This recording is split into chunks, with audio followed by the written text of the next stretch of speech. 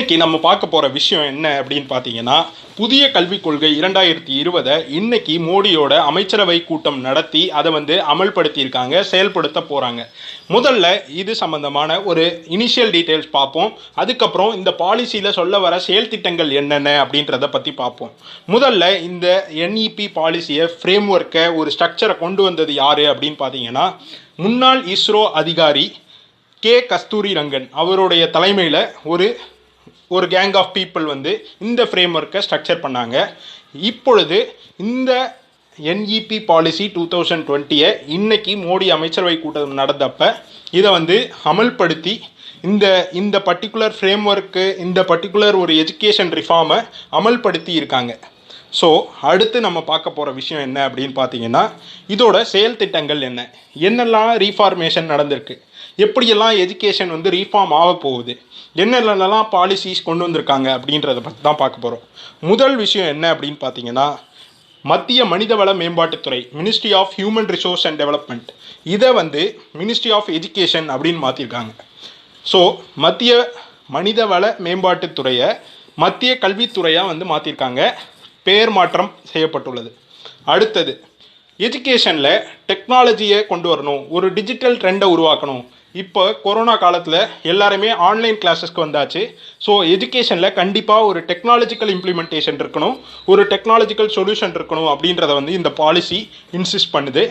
அதே மாதிரி technological driven education தான் இருக்கணும் அப்படின்றத இந்த பாலிசி எக்ஸ்பிளைன் பண்ணுது.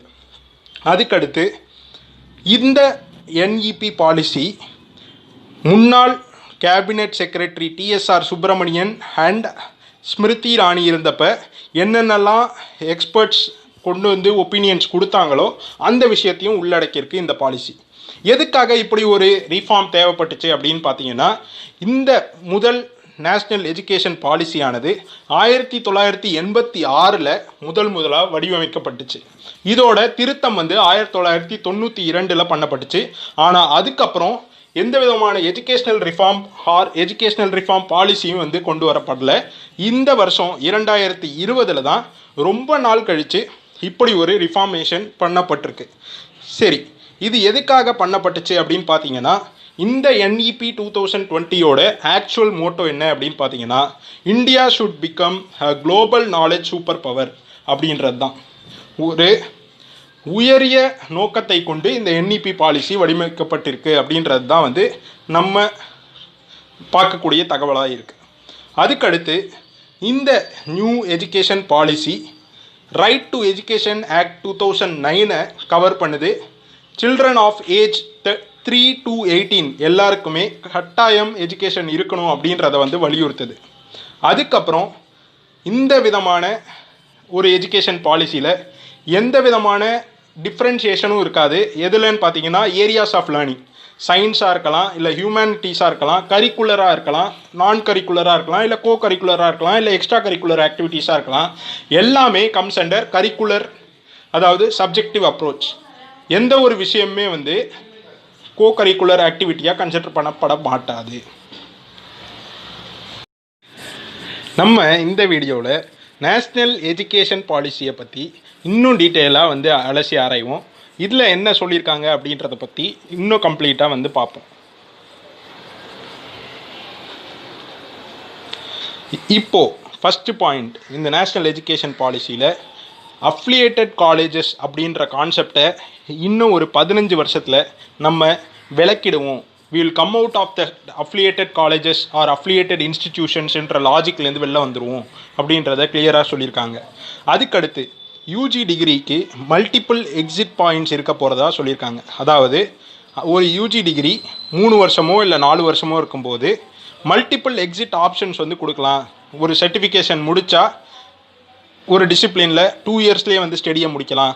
இல்லை bachelors degree after a 3 year programme, இந்த 4 year multidisciplinary bachelor programme however shall be the preferred option அப்படின்ற மாதிரி சொல்லியிருக்காங்க. அதாவது என்ன சொல்லியிருக்காங்கன்னா, ஒரு UG டிகிரியை முடிக்கிறதுக்கு let us have multiple exit points அப்படின்றத சொல்லியிருக்காங்க.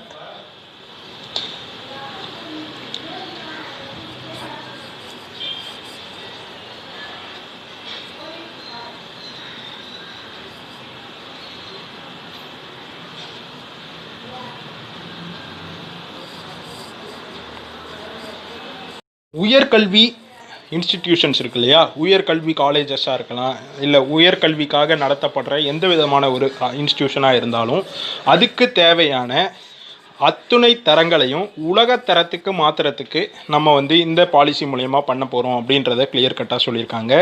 அதுக்கப்புறம் என்னன்னு பார்த்தீங்கன்னா, கிரேடட் அகாடமிக் சிஸ்டம் கொண்டு வரணும், அட்மினிஸ்ட்ரேஷன் வந்து கிரேடடாக இருக்கணும், ஒரு ஃபினான்ஷியல் அட்டானமி கொடுக்கணும் ஒவ்வொரு இன்ஸ்டிடியூஷனுக்கும், மொத்த உயர்கல்வி திட்டங்களுக்கும் சேர்த்து ஒரு சிங்கிள் ரெகுலேட்டர் தான் இருக்கணும். பீட் என்ன டிசிப்ளின் நம்ம படித்தாலும் சரி, என்ன விதமான இன்ஸ்டிடியூஷனாக இருந்தாலும் சரி, there will be one single autonomous body which will govern the entire educational institution அப்படின்றத கிளியர் கட்டாக சொல்லியிருக்காங்க. அதுக்கப்புறம் கோர்சஸ் நிறைய வந்து டெவலப் பண்ணுறோம், அதை வந்து ஒரு 8 ரீஜனல் லாங்குவேஜஸில் வந்து பண்ண போகிறோம். Content to Hindi and English, அது இல்லாமல் 8 ரீஜனல் லாங்குவேஜஸ் வந்து நம்ம பண்ண போகிறோம் அப்படின்றத சொல்லியிருக்காங்க. அதுக்கப்புறம் எர்லி சைல்டுஹுட் கேர் எஜுகேஷன் அப்படின்றத கொண்டு வந்திருக்காங்க. என்ன அப்படின்னு பார்த்தீங்கன்னா, ஒரு ப்ளே பேஸ்டு கரிக்குலம் கொண்டு வரணும், பிள்ளைகளுக்கு விளையாட்டு மூலமான கல்வியை வந்து கொண்டு வரணும், அதை வந்து உலகத்தரத்துக்கு கொண்டு வரணும் அப்படின்றத வந்து இந்த பர்டிகுலர் பாலிசி வந்து இன்சிஸ்ட் பண்ணியிருக்கு.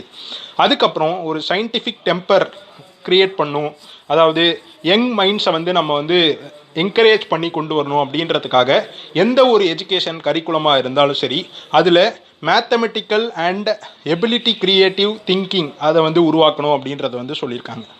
அதுக்கப்புறம் ஹையர் எஜுகேஷனுக்கு ஒரு சிங்கிள் கவர்னிங் பாடியை வந்து கொண்டு வரணும். அந்த கவுன்சில் தான் பீட் of any particular discipline or any particular division of curriculum, ஒரு single autonomous body will govern all those things அப்படின்றது. அதுக்கப்புறம் போர்டு எக்ஸாம்ஸில் ரிஃபார்ம்ஸ் கொண்டு வந்திருக்காங்க. இந்த ரிப்போர்ட் கார்டு இருக்கு இல்லையா, அந்த ரிப்போர்ட் கார்டில் comprise assessment of students by both teachers and fellow students அப்படின்றத கொடுத்துருக்காங்க. அதாவது என்னென்னா, ரிப்போர்ட் கார்டு வரதில் டீச்சர்ஸோட அசஸ்மெண்ட்டும் இருக்கும், மற்ற ஸ்டூடெண்ட்ஸ் இந்த ஸ்டூடெண்ட்டை பற்றி என்ன அசஸ் பண்ணுறாங்க அப்படின்றதும் வந்து இனிமேல் இருக்கக்கூடிய போர்டு எக்ஸாம் ரிப்போர்ட்ஸில் வந்து இருக்கும் அப்படின்றத சொல்லியிருக்காங்க.